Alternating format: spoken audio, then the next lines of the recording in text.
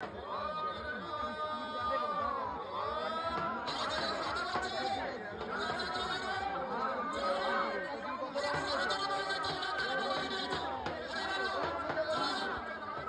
Hi everyone, কেমন আছো তোমরা সবাই? আশা করছি তোমরা সবাই খুব ভালো আছো আর আমিও খুব ভালো আছি।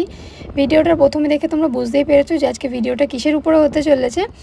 আর হ্যাঁ, আজকে আমরা কিন্তু চড়ক মেলা দেখতে যাচ্ছি। প্রথমবার কিন্তু আমি চড়ক মেলা দেখতে যাচ্ছি। আর তোমাদের সাথে ভিডিওটা শেয়ার করতে একটু দেরি হয়ে গেল, কারণ চড়ক মেলা প্রায় অনেক দিন আগেই শেষ হয়ে গেছে আর আমি ভিডিওটা এখন তোমাদের সাথে শেয়ার করছি, তার জন্য সরি। তো যাই হোক, বিকেল দুজন মিলে কিন্তু বেরিয়ে পড়েছি চড়ক মেলা দেখার জন্য।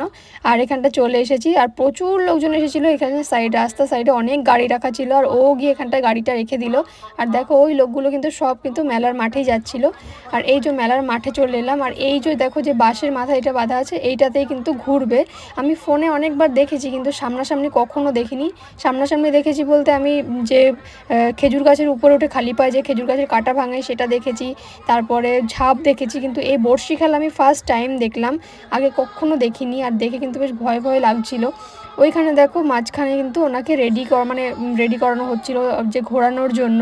পিঠে কিন্তু বড়শি অলরেডি গাঁথা হয়ে গেছে আর আমরা এখন এসে পৌঁছেছি। আমরা আসার পরেই দেখলাম যে তারপরে শুরু হয়েছে। আর কত লোকজন এসেছে দেখো, চারিদিকে প্রচুর মানুষ এসেছে কিন্তু বড়শি খেলা দেখতে। আর ওইখানটায় কিন্তু ওনাকে রেডি করানো হচ্ছে। আর তারপরে দেখো উনি কিন্তু ঘোরাও শুরু করে দিয়েছে। আর সত্যি কথা বলতে ঠাকুরের কিন্তু মহাদেবের অশেষ কৃপা থাকে এনাদের উপরে, যারা এরকম পিঠে বড়শি গেঁথে ঘোরে, কারণ কোনো রকম রক্তক্ষরণ ছাড়াই। দেখো উনি কিন্তু ঘুরছে, সাথে কিন্তু একটা মহাদেবের মূর্তি নিয়ে কিন্তু উনি উপরে এরকমভাবে ঘুরছে। তারপরে ঘুরছে কিন্তু উনি দেখো একটা কলসি নিয়ে, জল ভর্তি কলসি নিয়ে ঘুরছে, যেটা দিয়ে কিন্তু উনি জলও ছেটাচ্ছে চারিদিকে। ভালো করে দেখলে তোমরা বুঝতে পারবে। জানি না ফোনে কতটা বোঝা যাচ্ছে, কিন্তু সামনে থেকে দেখছিলাম বোঝা যাচ্ছিল যে জল ভর্তি কলসি নিয়ে সেই জলটা কিন্তু উনি ছেটাচ্ছিল। তারপরে আবার কিছুক্ষণ নেমে রেস্ট করে নিয়ে তারপরে কিন্তু উনি ঢাক নিয়ে উঠেছে।